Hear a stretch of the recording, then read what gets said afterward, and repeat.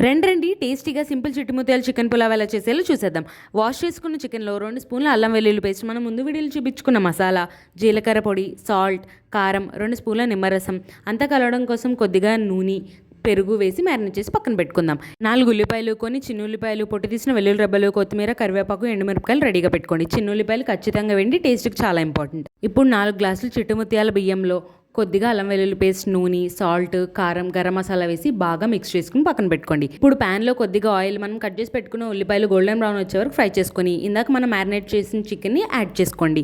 ఒక 70% కుక్ అవ్వాలి. ఇప్పుడు మందపాటి గిన్నెలో కొద్దిగా ఆయిల్, బిర్యానీ ఆకు, ఉల్లిపాయలు, వెల్లుల్లిపాయలు, కరివేపాకు, ఎండుమిరపకాయలు అన్నీ యాడ్ చేసుకొని ఫ్రై చేసుకోండి. మనం మిక్స్ చేసుకున్న చిట్టుముత్యాల బియ్యాన్ని ఇందులో యాడ్ చేసుకోండి. 4 గ్లాసుల రైస్కి 8 గ్లాసులు వాటర్ వేసి బాగా ఉడకనివ్వాలి. ఇప్పుడు 70% కుక్ అయిన చికెన్ని, రైస్ని మిక్స్ చేసి వాటర్ ఆవిరైపోయిన తర్వాత కొత్తిమీరతో గార్నిష్ చేసుకుంటే అంతే, సింపుల్గా రెడీ అయిపోయినట్టే. ఖచ్చితంగా కమెంట్ చేయండి.